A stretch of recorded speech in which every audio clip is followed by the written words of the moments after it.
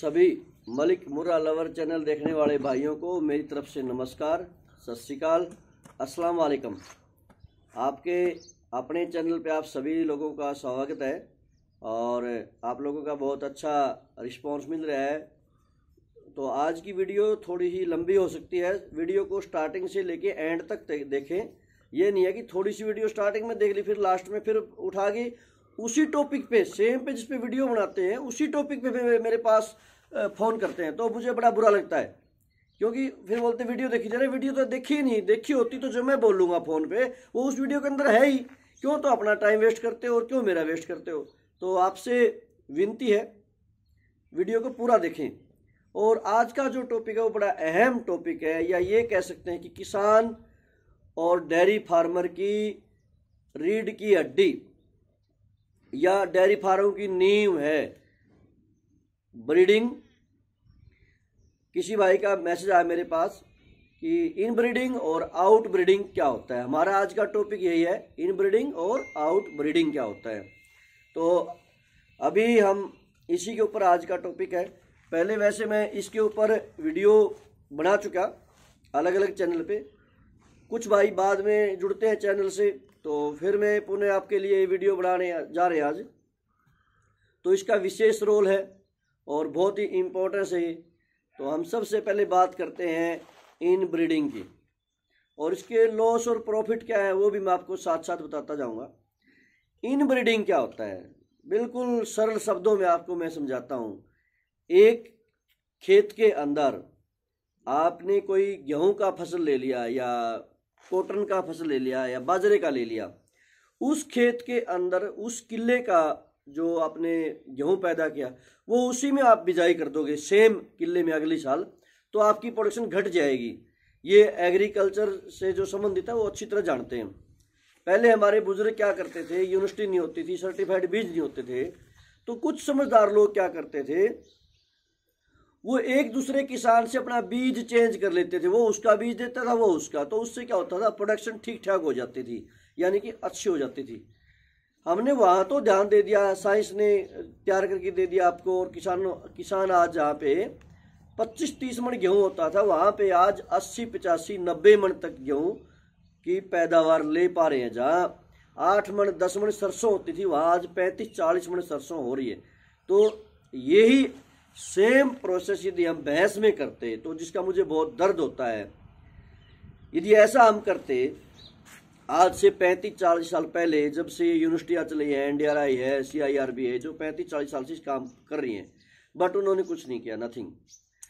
तो आज हमारे पास 35-40 किलो की भैंस होती, जितनी भी भैंसें हैं 30 किलो की, 31 किलो की, वो फार्मर के घर से निकल के आई हैं, न कि कोई भी यूनिवर्सिटी ने हमारे को तैयार करके ऐसा बीज नहीं दिया है या कोई लाइव्स नहीं दिखाया है कि जो भैंस का दूध देखो 31 किलो लाइव्स, और इसका हम आपको सीमन दे रहे किसान को। सब वो डॉक्यूमेंट में होता है, 22 किलो की होगी, 4000 लीटर का हो गया, 5000 लीटर का हो गया। और कुछ लोग फिर भी गवर्नमेंट के उन सीमनों की सपोर्ट करते हैं। चलो उनका अपना मेथड है, मैं नहीं करता हूँ, सीधी सी बात है। मैं वो करता हूँ जिसमें किसान का भला होता है, वो प्राइवेट बुल हो या कोई भी किसी का बुल हो। तो इन ब्रीडिंग भैंस में क्या होती है कि जो आप देखते हो, गाँव के अंदर एक बुल छोड़ दिया भाई, आज हमने उससे हमारी भैंस गब्बन करा ली, आपकी या मेरी जो भी है। भैंस का नाम था रानी, रानी को गब्बन करा लिया। रानी ने 10 महीने बाद क्या दे दिया, कट्टी को जन्म दे दिया। उसका कट्टी का हमने सपोज किया, जैसे हमने, मेरी कट्टी का नाम याद है, शिबा रख दिया। तो कोई भी आपने उसका नाम रख दिया, शिबा, या रानी की बेटी का लक्ष्मी रख दिया, जो भी था। वो कटड़ी ठीक 2 से 2.5 साल बाद, आम किसान की बात करता हूं, मेरे पास तो 13 महीने के बाद भी क्या बढ़ने के लायक हो जाएगी। आम किसान के पास 1.5, 2, 2.5 साल की जब वो कटड़ी क्या बढ़ने के लायक हो जाती है, वो कट्टी को फार्मर उस गांव का जो बुल था सेम, जिससे उस कट्टी की मां के बनकराई थी, उसकी उस बेटी को उसी बुल के पास जब वो जवान होती है उसी बुल से मीटिंग करवा लेता है। यानी कि वो उस कट्टी का क्या है, वो बाप है। बाप से बेटी को मीटिंग करवा दिया, क्रॉसिंग करा दिया। तो ये सेम वही फसल वाली बात होगी, उस क्यारी का बीज उसी में बीज देना, यानी कि इसको बोलते हैं इन ब्रीडिंग। ठीक है, तो उस कट्टी पे तो इफेक्ट नहीं आएगा, खुद पे तो, लक्ष्मी पे तो दूध का, लेकिन उसके आगे जो बच्ची पैदा होगी ना उसमें तरह तरह के विकार आ जाएंगे, वो रिपीटर भी हो सकती है, उसका प्रोडक्शन तो डाउन जाएगा जाएगा, कोई शक नहीं है। वहां लग भी हम नहीं रुके, उस कट्टी लग नहीं रुके हम, फिर उस कट्टी ने आगे कट्टी को जन्म दे दिया। हमारे हरियाणा में ट्रेंड है भाई, इस बार तो कट्टी ने जन्म दे दिया तो इसको रखेंगे, अगली साल कट्टी रख लेंगे फिर बेच देंगे। तो वो कट्टी 1.5-2 साल के बाद फिर जब होने के लायक हो जाएगी उसकी बेटी, वो सांड एक गांव के अंदर 15-16 साल सर्विस देता है एक सांड। तो वो सारा कितना गैप होया, 2.5 साल के बाद तो उसकी माँ ब्यागी, उसकी माँ की कट्टी 1.5 साल बाद से फिर तैयार होगी, 4 साल का, 4 से 4.5 साल का गैप हुआ। 4.5 साल के बाद उसकी जो बेटी थी वो भी उसी सांड के पास हम ले गए। सपोज किया उस शुरू वाली रानी भैंस ने 20 किलो दूध दिया था और उसकी जो कटड़ी आई थी उस बुल की वो 22 किलो पे चली गई, उस 20 किलो वाली भैंस की कटड़ी, क्योंकि वो तो उसकी माँ और बुल तो आउट ब्रीडिंग के थे ना दोनों, पर वो कट्टी सेम ब्रीड की। तो उसकी जो तीसरी पीढ़ी तैयार हुई उस कट्टी को हमने करा, वो आपकी 15 किलो पे आ गई, 22 किलो पे तो उल्टे बैक आ गया 15 किलो पे। फिर वो 15 किलो वाली भी आपने उसे बुल से क्या बन करवा दी, फिर जब वो प्रोडक्शन पे आएगी वो आपको 10 किलो पे आएगी। तो इस तरह इसको हम इनब्रीडिंग बोलते हैं, 4-5 पीढ़ी एक के बुल क्या बन कराते रहेंगे। और इसका एग्जाम्पल मेरे साथ वाला गाँव है सुल्तानपुर गाँव, उस गांव का जो जोटा कुछ लोगों की जो नज़रों में जो भारी भरकम पसंद करते हैं, मैं तो उन लोगों को बुरा लगता है मेरी भाषा, उन पे उनको मूर्ख ही बोलता हूँ, वो उन ब्रीडिंग वाले बुल की तारीफ करते हैं, बहुत भारी भरकम है। भारी भरकम से भी मैं चिढ़ता हूँ, क्योंकि भारी भरकम का नहीं, डेयरी फार्म में दूध का इम्पोर्टेंस है। जिसकी भैंस के नीचे ज़्यादा दूध है, 25-26 किलो दूध है, बॉडी वेट 4 क्विंटल है, छोटी सी है, वो अच्छी, या 10 क्विंटल वाली भैंस जिसका बॉडी वेट जोटे से भी ज्यादा है, दूध सारा ही 10 किलो है, तो मेरे हिसाब से तो 4 क्विंटल वाली अच्छी है मेरे भाई। तो वो बुल जो है पिछले 20-22 साल से वहां सर्विस देने लग रहा है, उसी का बेटा फिर वो गांव में सर्विस देने लग जाता है, फिर उसका बेटा वो सर्विस, उस जो 20 साल पहले जो बुल होता था जब मैंने काम स्टार्ट किया था 22-23 साल पहले, उसी की जर्मिनेशन, उसी के बेटे आगे ब्लड बढ़ा रहे हैं। और उस गांव के अंदर मुश्किल से कोई 20 किलो की भैंस मिलती है, नहीं तो नहीं मिलती। जबकि मेरे गांव के अंदर एक साल के अंदर 20-20 भैंसें निकलती थी 20 किलो से ऊपर की। वैसे तो एवरेजली 100-150 भैंस हमारे कंपटीशन में लगती थी। आजकल ये ट्रेंड चेंज कर दिया गवर्नमेंट ने, तो बहुत कम भैंसें टेक पार्ट करती है, लोगों का शौक भी खत्म होगा। तो इसके लिए गवर्नमेंट जिम्मेवार है, नहीं कि फार्मर, क्योंकि हर फार्मर 20-22 किलो की भैंस नहीं रखता। 14-15 किलो वाला फार्मर जब टेक पार्ट करता था और वहाँ जाके वो साइंस की बातें सुनता था, तो वो इस फील्ड से जुड़ता था और लोगों में कैरेज बढ़ता था मुर्रा के प्रति। तो अब छोड़िए, अब तो कोई मेरे गांव में 4 बंदे मिलेंगे जो 20-22 किलो वाली भैंस रखने के शौकीन है, और उनमें से एक मैं भी हूँ। हम वहाँ जाते ही नहीं है, टेक पार्ट ही नहीं करते हैं, क्योंकि काम और ही ज़्यादा बहुत सारे काम हो गए। तो ये लोगों का उल्टा हटना, उसकी वजह से ये है इनब्रीडिंग, इसको कहते हैं इनब्रीडिंग। सेम मैं किसी को डेयरी फार्म वाला भी मेरे पास से बुल लेके जाता है, मैं अवेलेबल करवाता हूँ बाहर से, उसको एक ही बात बोलता हूँ, भाई 3 साल के बाद या तो बुल को सेल कर देना, या इससे जो कटड़ी तैयार होती है उनके ऊपर मत चढ़ाना, इसको इनब्रीडिंग हो जाएगी। इस इनब्रीडिंग का ये नुकसान है, 22 किलो पे जाती जाती भैंस आपकी 12 किलो पे।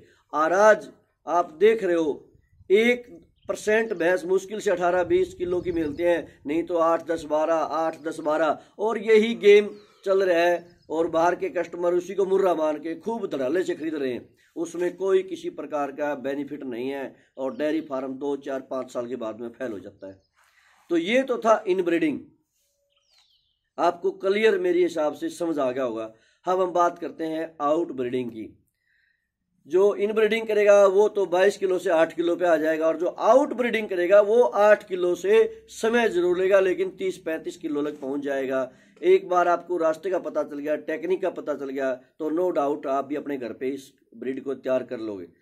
आउट ब्रीडिंग क्या होती है? आज जिस भैंस का हमने जबन करवाया बुल से, उसकी जो कट्टी आती है वो एक तो उस भैंस के बच्चे से जबन नहीं करवाना, क्योंकि वीडियो ज़्यादा लंबी हो जाएगी, ज़्यादा गहराई में जाएगा तो, लेकिन आप शायद समझ जाओगे। जैसे आज एक भैंस अपने पास रानी, वो 27 किलो दूध देती है, उसने कटड़ी को जन्म दे दिया, और उसी रानी ने अगली साल कटड़े को जन्म दे दिया, तो वो कटड़ा उस रानी की कटड़ी का भाई हो गया। यदि वो दोनों बाई चांस आपके पास रहते हैं और आप उसको कुछ टाइम के बाद बुल तैयार कर लेते हो, उस बुल से उस कटड़ी को क्या बढ़ नहीं करवा सकते, क्योंकि दोनों बच्चे रानी के हैं वो। और सपोज कि आपने सेल कर दिया, कटड़ी किसी के पास चली गई, तो कटड़ी वाले का फर्ज बनता है जब अपनी कटड़ी का बन कराए तो वो बुल की सारी पेटागरी चेक करे, ये किससे बिलोंग करती है। यदि वो चेक करते करते दोनों एक ही पे आ गए, भाई कटड़ा भी रानी का है और कटड़ी भी रानी की, तो दोनों बहन भाई हो गए ना माँ की साइड से, तो आप उनको मीटिंग नहीं कराओगे, ठीक है, अलग ब्लड से कराओगे, दूसरी लाइन से कराओगे। एक तो माँ की साइड से ये इनब्रीडिंग होती है, दूसरा बाप की साइड से। आज मेरे पास भैंस है रानी और आपके पास भैंस है लक्ष्मी। लक्ष्मी और रानी दोनों, एक बुल का नाम है गोलू, या कोई भी नाम रख लो आप, विराट या कोहिनूर, ठीक है। तो कोहिनूर से तो मेरी भैंस क्या होगी रानी, और आपकी लक्ष्मी भी कोहिनूर से होगी। आपकी लक्ष्मी ने दे दिया कटड़ा, मेरी ने दे दी कटड़ी, तो मैं सोचो आपकी भैंस का रिकॉर्ड पता करूं कि फलाने आदमी की भैंस के नीचे 28 किलो दूध है, उसके कटड़े से क्या बन करवाता हूं। मेरी भैंस की 27 किलो दूध है कटड़ी की माँ के, तो मैं सोचूंगा अच्छे बुल से कराऊं, और मैं उसके पास जाऊंगा और मुझे पता चलेगा उसका बुल भी कोहिनूर का ही बेटा है। माँ दोनों के अलग है, कटड़े की भी अलग है, कटड़े की भी, लेकिन बाप सेम है। यदि उससे मैं मीटिंग करा दूंगा तो वो भी इनब्रीडिंग है, क्योंकि बाप की लाइन से एक हो गया, तो मैं वहां पे उसको क्रॉस नहीं कराऊंगा, दैट इज आल्सो इनब्रीडिंग। फिर मैं क्या करूंगा, भैंस की कटड़ी का जब प्रेग्नेंट कराऊंगा उस कटड़ी को, तो उस बुल की पटाखरी देखूंगा, कहीं उसकी मेरी जो कटड़ी की माँ रानी है, रानी की लेग से तो कहीं नहीं इसका नाता मिलता है, तो उससे अलग ब्लड से कराऊंगा मैं, वो किसी से भी कराऊं। भले ही मैं मेरी 27 किलो वाली भैंस कटड़ी को 24 किलो वाले की 23 किलो वाले के बुल से क्या बन करवा दूंगा, तो भी वो उसकी कटड़ी के आगे जो बच्चे आएगी उसका दूध आ ही जाएगा, क्योंकि ब्रीडिंग आउट होगी, अलग अलग ब्लड हो गया। और इसका एग्जाम्पल आप देख सकते हो, जो आज 30 किलो के हरियाणा में 2-3 भैंसें निकल के आई हैं किसान के पास से, वो 30 किलो वाले बुल से क्या बन नहीं करवाई, ये समझने की कोशिश करो आप। उनमें बेसिक वजह क्या थी, आउट ब्रीडिंग। वो बाई चांस हर बार अलग सीमन से क्या होती रही और धीरे धीरे दूध इंप्रूव होता रहा, तो आज वो 30 किलो पे पहुंच गई। ये उन लोगों के लिए है कि मतलब 30 किलो की भैंस तैयार कैसे होगी, 30 किलो का तो बुल ही नहीं है, नहीं था बुल, लेकिन ब्रीडिंग आउट होने से आपकी प्रोडक्शन हाई जाएगी। ब्राजील के पास में कोई 60 किलो का बुल थोड़ा ही था जो हमारी गिर गाय को उन्होंने काम किया, वो लेखा जोखा रखा। डेयरी फार्म में लेखे जोखे का बहुत महत्व है, क्योंकि लेखा जोखा आप रखोगे तो आपको पता चलता रहेगा चौथी पीढ़ी पे जाके, क्यों एक दिन का तो काम नहीं है, ये आज आपने काम स्टार्ट किया तो आपके पास में आज से 10 साल के बाद में चौथी पीढ़ी की जो कट्टी आएगी 5 साल 7 साल के बाद में, तो आपको पता चलेगा इसकी माँ कौन थी, इसकी नानी कौन थी, इसकी पड़नानी कौन थी। तो आप उन ब्लड से फिर आप आउट से अलग ब्लड से कराओगे। हो सकता है चौथी पीढ़ी के जो रानी है, रानी की जो दादी थी, उसका बच्चा कहीं और चला जाए और उसकी बेटी को यदि हम उससे करा देंगे तो भी गलत हो जाएगा। 5 पीढ़ी तक ब्लड अलग से, हम अलग लाइन ब्लड से हम उसको मीटिंग कराएंगे, तो इसको क्या बोलते हैं, आउट ब्रीडिंग। सेम 5 पीढ़ी तक सेम ब्लड से मीटिंग न कराना। कुछ लोग आउट ब्रीडिंग को क्या समझ जाते हैं, मुर्रा को नीली रावी से कराना या मुर्रा को गुजराती, नो। सेम ब्रीड के अंदर ब्लड लाइन अलग होना, दैट इज आउट ब्रीडिंग। उससे आपकी भैंस, आप 15 किलो वाली भैंस से 35 किलो लग 30 किलो लग पहुंच जाओगे। एक दिन में नहीं पहुंच सकते, एक साल में नहीं पहुंच सकते, इसके लिए कोशिश करोगे तो आज आप जो स्टार्ट करोगे आपके बच्चे उसका बेनिफिट उठाएंगे। जो मैं कहता हूं कि जो काम मेरे से शायद अनकम्प्लीट अधूरा रह जाए, 35 किलो का मेरा टारगेट, वो मेरे बेटे को करना पड़ जाए, क्योंकि ये एक दिन का काम नहीं है, लेकिन पेशेंस रख के इसको काम करेंगे तो एक दिन हम उस टारगेट को अचीव कर लेंगे। और अभी 30-31 किलो पे आप पहुंच गए तो आप समझो कि उसके नज़दीक है। जब 20 किलो की भैंस की लोग कल्पना नहीं कर पाते, और आज 30 किलो की देरी है, कोई झूठ इसमें नहीं है, क्योंकि और दूसरे चैनल वालों ने उन भैंसों की वीडियो बनाई है, पब्लिक के बीच में उन्होंने दूध निकाला है। तो ये नहीं कि हमारे पास नहीं है तो ऐसा नहीं हो सकता, फिर वही गुरु फिल्म वाला डायलॉग वाली बात हो सकती है, ऐसा नहीं हो सकता। बोला क्यों नहीं हो सकता? क्योंकि बोला मैंने तो देखा नहीं। फिर वो बोलता है कि आपने जापान देखा है? बोला नहीं। तो क्या इसका मतलब मैप से जापान आउट हो जाएगा आपने नहीं देखा तो? क्या आपके पास 20 किलो की भैंस 30 किलो की नहीं है? तो ऐसा नहीं है कि दुनिया में भैंस नहीं, भैंस तो है, लेकिन आपकी कमजोरी आपकी कायरता है, तो आपके पास नहीं हो सकता। लेकिन जो हौसला और जज्बा रखने वाले बंदे होते हैं उनके पास एक दिन ऐसी भैंसें होंगी और बहुत जल्द होगी, क्योंकि हम टारगेट के नज़दीक हैं। तो ये थी आउट ब्रीडिंग और इन ब्रीडिंग। मेरे हिसाब से इन शॉर्ट में करते हुए मैंने पूरा खोल के बताने की आपको कोशिश करी है। तो इन्हीं शब्दों के साथ आपका आभार। अगली वीडियो में फिर आपके साथ हाजिर होते हैं। तब तक के लिए इस वीडियो को अच्छी लगे तो लाइक करें और शेयर करें। ये आपका अपना यूट्यूब चैनल है और आपको विभिन्न टॉपिक के ऊपर विभिन्न जानकारियों की वीडियो मिलती रहेगी। धन्यवाद।